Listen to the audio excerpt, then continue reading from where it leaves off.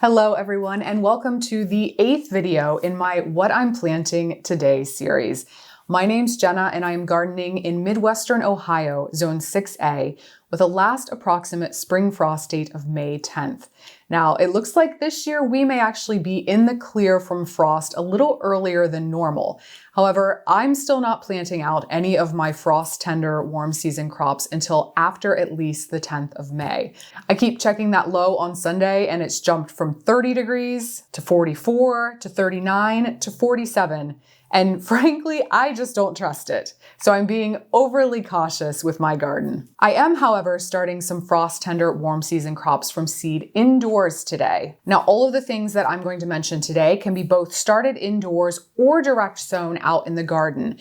But if you're going to direct sow, you need to wait until after that danger of frost has passed and the soil has warmed to at least 70 degrees, or be prepared to give them some extra protection and soil warming measures. With the transplants that I'll be starting today, I'm planning on planting those out in about 3 weeks. Typically with these crops, I do a combination of both starting indoors and direct sowing, and that's because both methods have their own advantages. For more about the advantages and disadvantages of direct sowing versus transplanting, check out this video. So what are we planting today, May 1st? First up are cucumbers.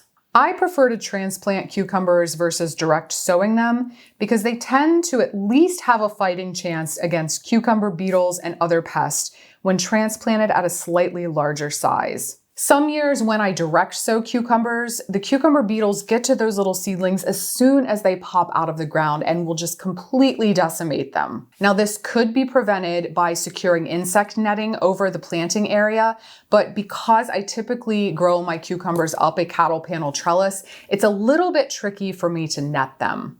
I find that they transplant quite well. The only thing to keep in mind is that those seedlings do grow very quickly, so it's important to get them transplanted before they get overgrown. In general, I do get a slightly earlier harvest off of my transplanted seedlings versus my direct sown plants, but the difference is fairly small, like a week or maybe 2. This is because if the direct sown seedlings do manage to escape insect damage, they very, very quickly catch up in growth to the transplants. I think with a lot of the other crops I'll mention today, I see more of a difference in maturity with transplants versus direct sown, the transplants bearing earlier. With cucumbers though, they're just such a fast growing, quick maturing plant relative to their size that the difference is, again, fairly negligible. Today, I'm also starting an early batch of cantaloupe, watermelon, and other melon, and this is for some similar reasons. Cucumber beetles can plague melons just as badly as they do cucumbers. Now, I find this to be true with like cantaloupes and muskmelons, honeydew, not so much a problem with watermelon, at least in my experience. And well-established, well-hardened off seedlings, again, stand a better chance against the onslaught of pests than a direct sown seedling might. Now, because I grow my melons sprawling across the ground rather than trained up a trellis, I do net these, and I net them as soon as I either set transplants out or as soon as I put that seed in the ground. In ideal conditions, these can germinate very quickly, and I find that if I wait to net them until after they've germinated, sometimes I miss that window and the pests are already after them. And I do keep those nets on until the plants start blooming so that bees and other pollinators can do their pollinating magic. I'm starting okra today indoors also. And this one is purely a personal preference. I don't really have a strong, compelling reason that I prefer starting indoors versus direct sowing. Okra is a super tough plant, and in an area like mine with a plenty long growing season, it's a really easy plant to direct sow. For me, I think it's just a bit more of like a control of knowing my spacing's right and being able to visually see that all my seedlings are there. But yeah, I've direct sown it too with great results. Now, the only really strong, compelling reason I can think of right offhand for starting okra indoors is if you live in a very short season area, so your frost-free window is very, very narrow.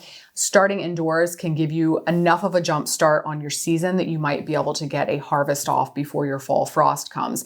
The same can be said for pretty much everything that I'm talking about today. If you want to grow melons, pumpkin, winter squash in a short season area with a small frost-free window, You just about have to start indoors for a lot of these longer season crops. Today I'm starting a batch of pumpkins and winter squash. And many of the same reasons apply here as well. I can get a jump start in the season, and well-established, well-hardened off seedlings are going to be better able to fend off a lot of the pests and diseases that I deal with here.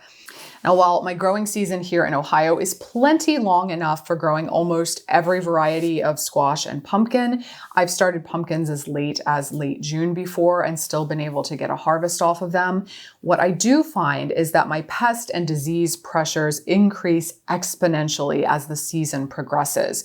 So I'm actually much better off getting plants in the ground, established, growing, and getting a harvest off as quickly as possible if I want to avoid the chance of pests or diseases taking out my plants before they mature.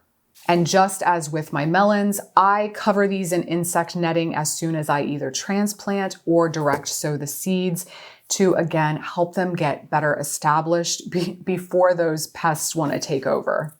Summer squash and zucchini are being started today as well.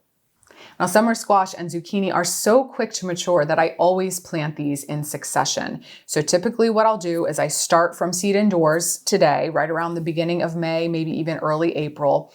I will plant these out in about 3 weeks. And by the time that these plants start putting on their very first teeny tiny little baby fruit, I will go out and do a direct sowing of more summer squash or zucchini. And while summer squash and zucchini are very easy to grow and ridiculously productive, they are notorious favorites of garden pests such as squash vine borers, cucumber beetles, and squash bugs. Just like with pumpkins and melons, I keep these netted at least until they start putting on blooms.